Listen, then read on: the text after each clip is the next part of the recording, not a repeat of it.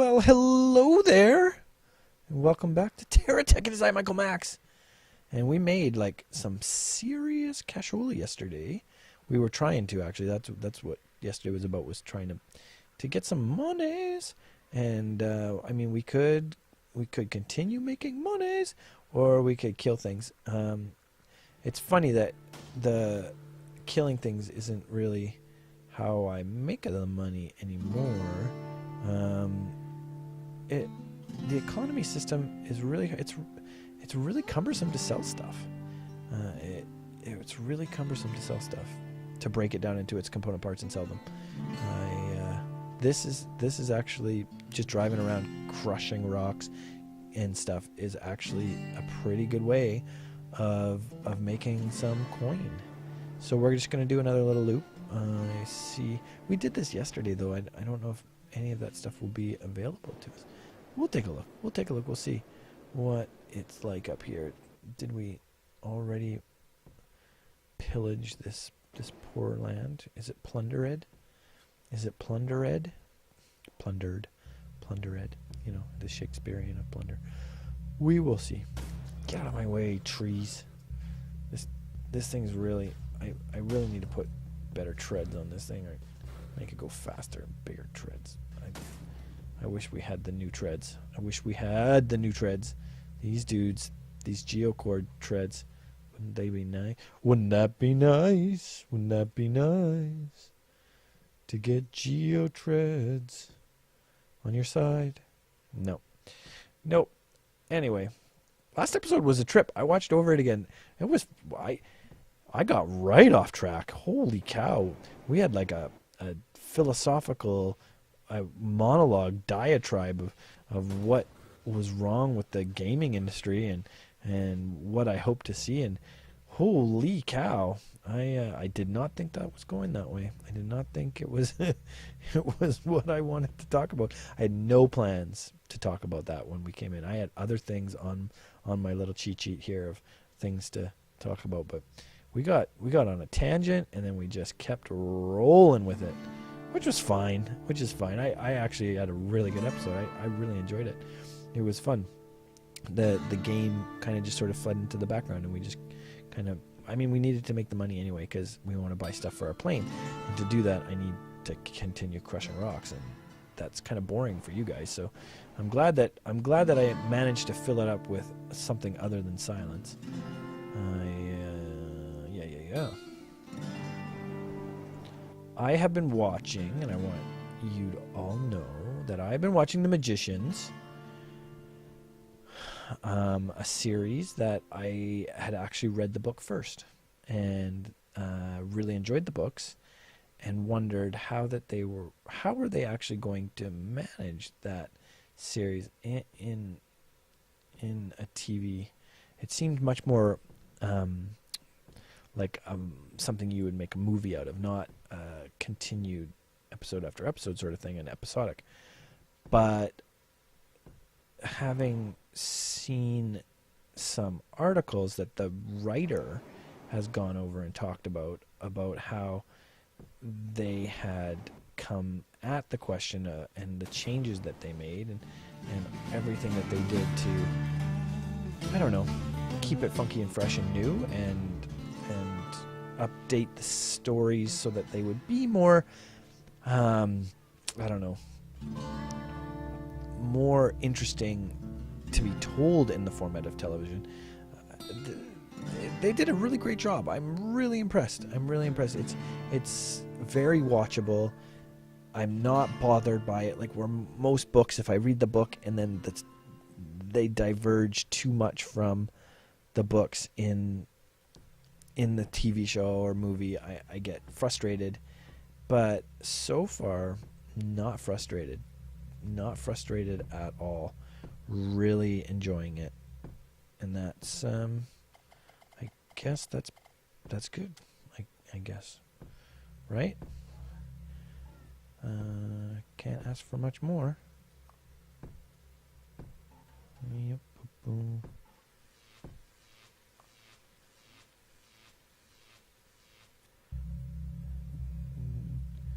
Dun, dun, dun.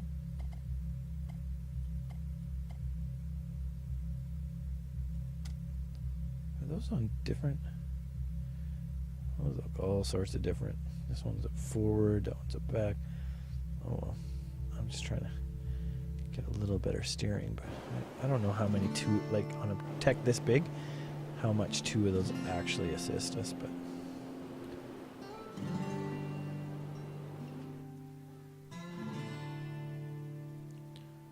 wow, we really do take a pounding when we ride.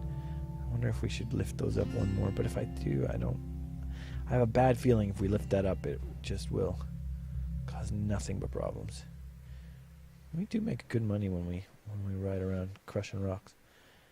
Where were we? Oh yeah, Magicians. Yeah, so Magicians really good. Really like it. What's the other shows that I'm watching right now? I have a list of shows that if I can, I get to. Really, I'm into the gold shows. It's a guilty pleasure for me. I really like Bering Sea Gold and Gold Rush. They're over now for this season, I think. Bering Sea Gold still has a couple more episodes left, but I'm super curious to see. I just love that, their job is to go find gold, but yet they're being paid by a TV show at the same time. So the stressors of having to find the gold, not quite as great, because they're still making a living wage from the TV show, or a very good living wage by the TV show. And so anything that they really get from the gold is pretty much bonus. I don't actually have the numbers. I don't really know what they're making or how much they're being paid, but there's some conjecture on the internet on how much they're actually making.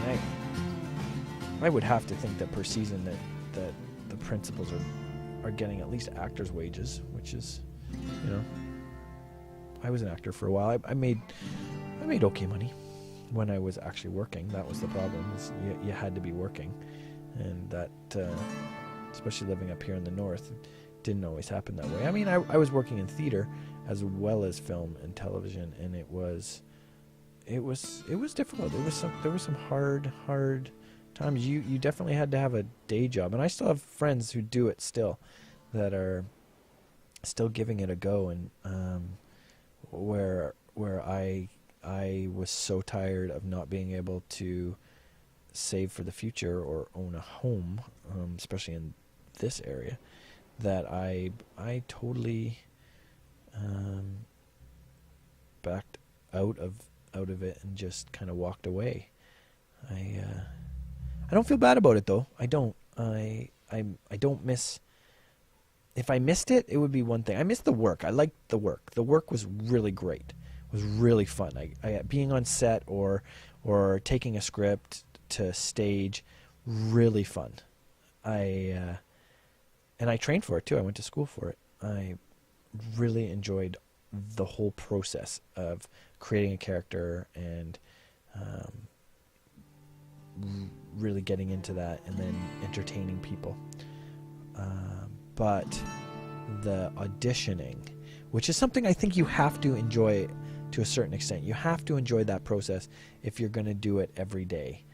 Or like me, like I think maybe at my best, at my height, I was auditioning like maybe 4 times a week.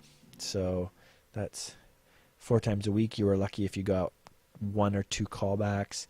So that was, not a lot of time actually, but it's a ton of time preparing. Like you have to, your agent calls you and says, there's this audition. Can you go at this time? Not even can you go. You must go at this time. This is your time.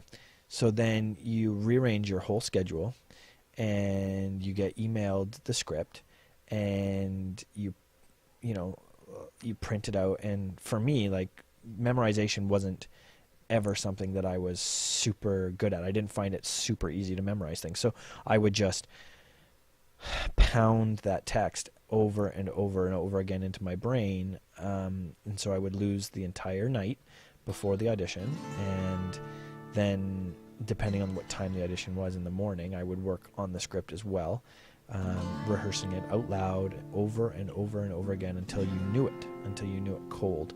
And then you would go and you would sit in a room with a bunch of other people that looked pretty much just like you, wearing pretty much exactly the same clothes as you, and pretty much just as, if not more talented than you, and none of you knowing what it was that they were really looking for. And then going in, your name gets called, you go in the room, and there may be one person in a camera, there may be 10 people. You just never know. And you might audition alone, or you might audition with someone else, and you just do it once or twice, and the casting director who is there, or their assistant, will try to get what they think or have been asked to try to get from you, from the producers and the director, and they will prompt you to do that. They'll film it a couple times, then they edit and send that off to the directors or producers to look at if they think that you were worthy or whatnot, if you actually had brought it that day and were good enough, or if you were on track. And then you would either get a call back or not. And then if you got a call back, you would come back and you would do the whole thing over again, pretty much, and you still hadn't made a cent. You still spent all that time and you still hadn't made a cent. And now, like later in, I think it was in about 2008, so yeah, a long time ago, they changed the rules and you started getting paid.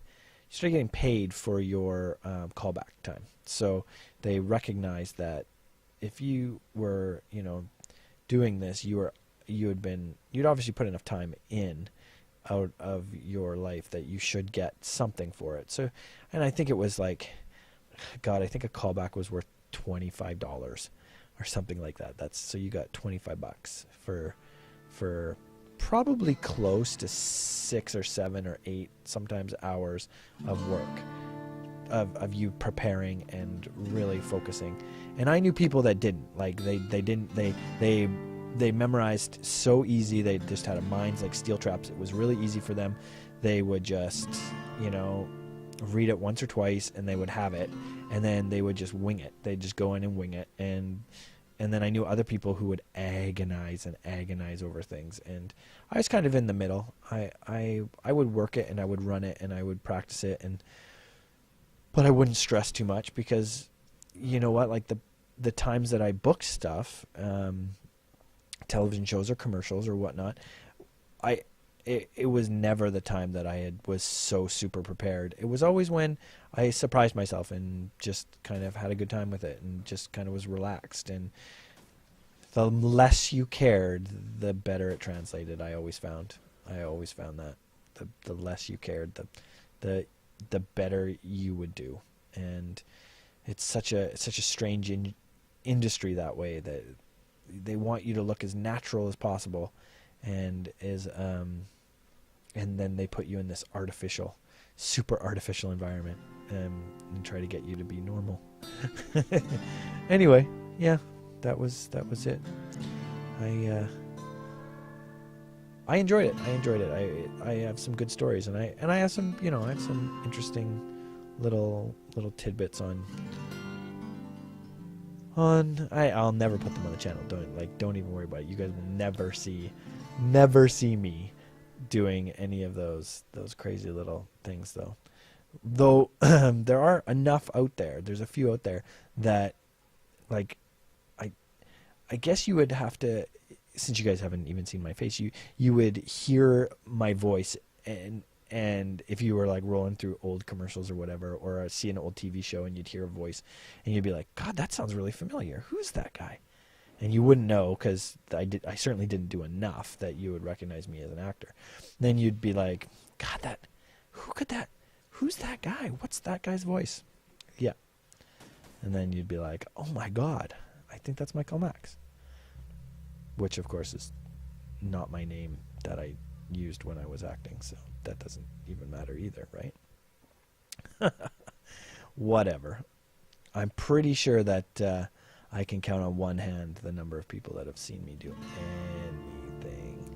Game's getting kind of glitchy, eh? It feels like we're running into more and more boulders that don't disappear now. Is what it seems like to me. But I think we've been running. God, we're in like almost episode 90 now, really close to 90. So that's probably why the game needs a reboot, and we're getting there. We're getting there. Very soon we will. That's all the time I have for today. We rambled on. It is a long episode today. Sorry, guys.